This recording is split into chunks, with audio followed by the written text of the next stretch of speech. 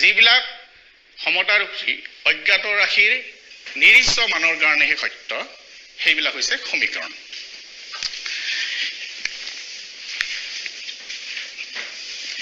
এতিয়া চোৱা আমি কেইটামান সমীকৰণৰ কথা কওঁ এইটো এটা সমীকৰণ ঠিক সেইদৰে 2x plus 3y is equal to 10 এইটো এটা সমীকৰণ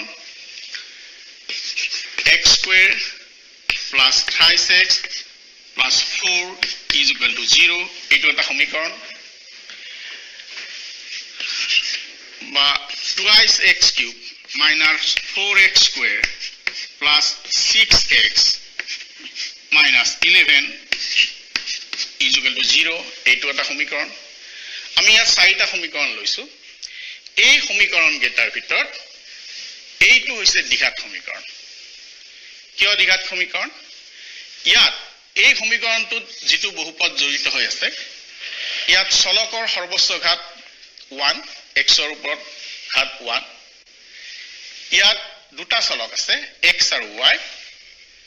ইয়াত চলকৰ সৰ্বোচ্চ ঘাত 1 ইয়াত চলকৰ সৰ্বোচ্চ ঘাত ইয়াত চলক 4 into x to the power 0 বুলি ভাবিব পাৰো 4 মানে আমি 4 into 4 is equal to 4 into x to the power 0 বুলি আমি ভাবিব পাৰো কিন্তু ইয়াত x ৰ ঘাত 1 ইয়াত 2 ইয়াত চলকৰ সৰ্বোচ্চ ঘাত হৈছে 2 আৰু ইয়াত চলকৰ সৰ্বোচ্চ ঘাত হৈছে 3 এতিয়া চলকৰ সৰ্বোচ্চ ঘাত যদি 1 হয় এনে ধৰণৰ সমীকৰণক কোৱা হয় ৰৈখিক সমীকৰণ এনেকুৱা সমীকৰণৰ বিষয়ে তোমালোকে প্ৰথমটো সমীকৰণৰ বিষয়ে পাইছাই ৰৈখিক সমীকৰণ